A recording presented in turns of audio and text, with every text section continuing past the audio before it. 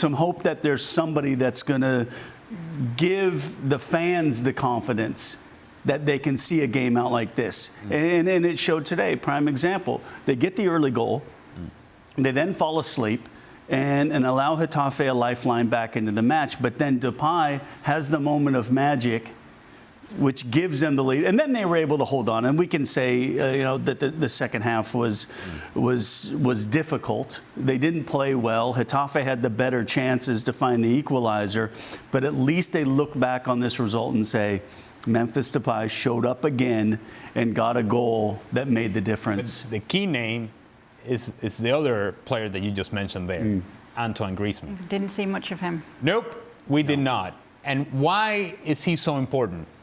As Casey just alluded to it, Memphis Depay, as good as he has been, he's not going to be Lionel Messi. So he's going to score a few goals. He's going to assist on a few goals. He's going to change the game in the final third. But there's going to be a gap in productivity that somebody's going to have to be able to come up with those goals and those assists. And who would you think of these players that are available to Barcelona would be the name that it would be most likely, at the very least, to fill in that gap? Who's going to score those goals? Well, it would be Antoine Griezmann, you would hope, if you're a Barcelona fan, but not based on the performances that we have seen so far this year, where there's a lot of running, there's a lot of work off the ball, but every time he touches the ball, he seems very content in just playing the ball sideways and back and not really threatening in the attacking half. He gets his ball, he makes what I would suggest is a correct soccer decision. Is like, yeah, I'm going to keep it here and I'm going to keep it there. But never do you see him, you know what, I'm going to face you up. I'm going to square you up. I'm going to do something that is going to change this game. Game-changing plays. He's not losing the ball. He's not awful on the field, but he's not great. And when you need players to be able to come up with something that is Messi-like, and if it's going to be Depay and Griezmann trying to do this, you're going to have to be great. And there's not enough great moments from Antoine Griezmann. And you think, why is that? And I think Stuart alluded to it in the broadcast, is because able to do something special like that, to square somebody up, to try to take somebody on, it's not going to come off every time. So when you beat that guy or you don't beat that guy, all of a sudden, here's the whistles in the back of your head from the fans. So what am I going to do? I'm going to take the easy route. I'm going to find and I'm going to complete a pass, because if I complete that pass, the whistles don't come. But the problem is then you're not showing what this team needs from you. And that's to be that offensive threat, to take the pressure off of Depay, because he's going to go 2 or 3 matches without scoring. And who's going to pick up that void?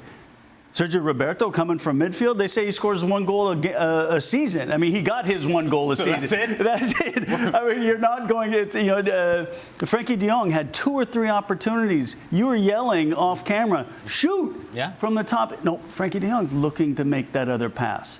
So it's going to be interesting to see if Griezmann can put the whistles aside and say, you know what? I'm going to try to make something happen, because if I do make it happen, maybe the confidence will come and the fans will get back behind me. Well, we do have Gab Marcotti with us. One player I'd like to mention, Gab, is Philippe Coutinho. Do you think he might be able to find his way back into this Barca side and make a difference? Well, look, at the start of the summer, it was pretty obvious that the message from Barcelona to the player, which was, you're not in our plans. So it would be great if we could get an offer for you, even on loan, get your wages off the wage bill. If there's somewhere, feel free to take it and consider it. The problem from Coutinho's perspective is, of course, he's had so many niggly injuries. He hasn't played much at all for Barcelona, and when he has played, he hasn't played well. And so a lot of clubs were put off by the fitness issues. A lot of clubs have been put off by his big wages. I wouldn't exclude the possibility, because there are people who are interested, but they're only interested on certain terms, because he is on enormous wages, something close to 20 million a year. So the problem is, it's working out a deal. How much of those wages do Barcelona cover? What Barcelona want to avoid, and this has come up, is to do what they did with Luis Suarez. In other words, take a financial hit where you essentially you give him some money to cancel his contract and to go away. Because obviously Suarez came back to bite them, and they believe that, you know, Coutinho, if he finds fitness, if he finds rhythm, he can still be a tremendous footballer like he was before, though maybe not necessarily at Barcelona.